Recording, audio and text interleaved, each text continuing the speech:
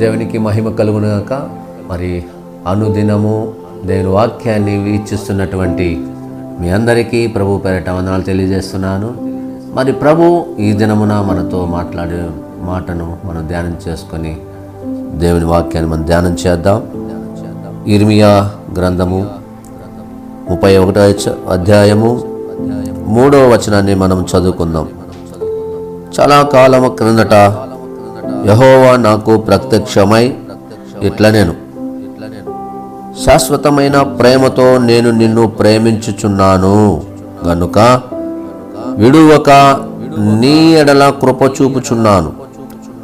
చూడండి, ఈ మాటల్లో మనము ధ్యానించబోయే మాట శాశ్వతమైన ప్రేమతో నేను నిన్ను ప్రేమించుచున్నాను. ఈ లోకంలో అనేక మంది ప్రేమిస్తారు. ప్రేమిస్తే కొంతకాలమే వారు ఆ ప్రేమను వెల్లడిపరుస్తారు. తర్వాత వాళ్ళ అవసరము తీరిన తర్వాత, వాళ్ళ అక్కరు తీరిన తర్వాత ఏదైనా కానీ ఆ ప్రేమ చల్లారిపోతుంది.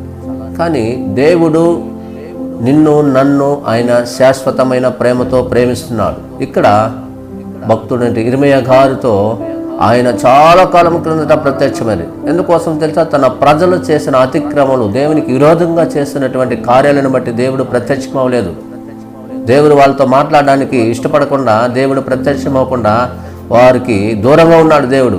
కానీ భక్తుడైతే ఇర్మియాని చూసినప్పుడు, దేవుడు ప్రజల పట్ల ఆయన చేస్తున్నటువంటి ప్రార్థన చూసినప్పుడు దేవుడు నిశ్చయంగా ఇర్మియాకు ప్రత్యక్షమై దేవుడు ఆయనతో మాట్లాడుతున్నాడు.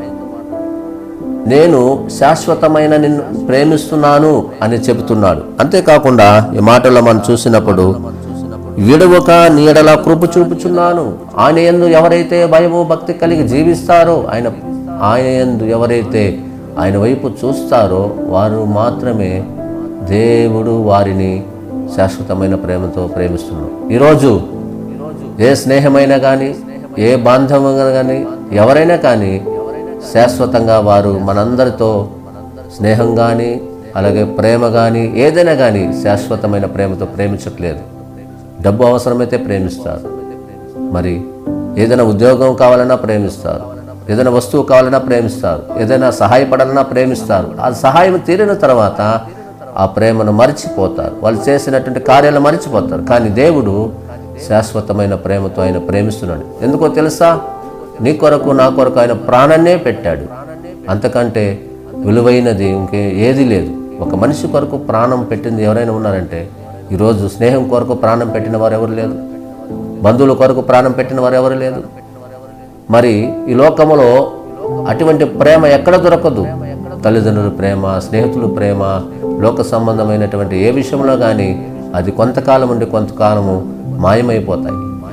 కానీ దేవుడు మనల్ని ప్రేమిస్తున్నప్పుడు ఆయన శాశ్వతమైన ప్రేమతో ప్రేమిస్తున్నాడు కనుక ఆ ప్రేమను పొందుకోవాలంటే నీవు ఆయన దగ్గరికి రావాలి, ఆయన ఆజ్ఞలకు నువ్వు లోబడాలి.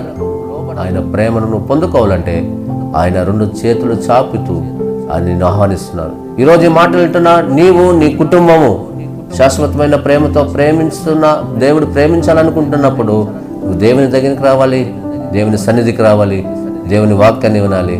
ఆ ప్రకారంగా నడుచుకున్నప్పుడు ఆయన నన్నెవరూ శాశ్వతమైన ప్రేమతో ప్రేమించాలని బాధపడుతున్నా నీతో ఆయన ఈరోజు మాట్లాడుతున్నాడు.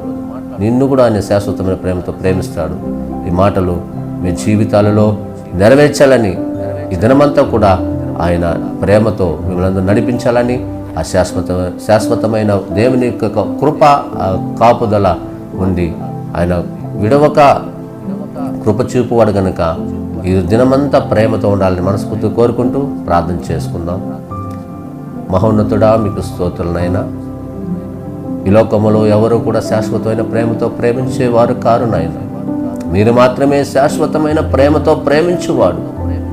ఈరోజు ఎవరైతే ఈ లోకములో ఉన్న వాటిని ఆశించి అదే నిజమైన ప్రేమని, అదే స్థిరమైన ప్రేమని, అదే సహాయపడే ప్రేమని తండ్రి మోసపోయిన వారు ఎంతోమంది ప్రాణాలు కోల్పోయారు. ఎంతోమంది నాయన నరకానికి, నా తండ్రి నీ చిత్తానికి లోబడకపోయి వెళ్ళిపోయారు. కానీ ఈ దినమున ఈ మాటలు వింటున్నాను బిడ్డలందరితో అందరూ ప్రభా నీ ప్రేమను పొందుకోవాలి, చిరకాలం ఆ ప్రేమలో నిలిచి ఉండాలని, స్థిరంగా ఉండాలని, నీ శాశ్వతమైన ప్రేమను పొందుకోవాలని ఆశపడుతున్న బిడ్డలందరినీ నీ ప్రేమతో వారందరినీ ప్రభా రక్షించమని, కాపాడమని ఈ మాటలు వింటున్న బిడ్డలందరినీ ప్రభా, మరి ముఖ్యంగా నూతనంగా మా ప్రభు వైపు మారు మనసు కలగాలని, ఈ మాటలు విని ప్రతి కుటుంబ రక్షణ పొందాలని, ఈ మాటలతో వారందరినీ విడవక శాశ్వతమైన కృపను చూపమని మా ప్రభు అయిన యేసుక్రీస్తు నామములో అడిగి వేడుకుంటున్నాము తండ్రి.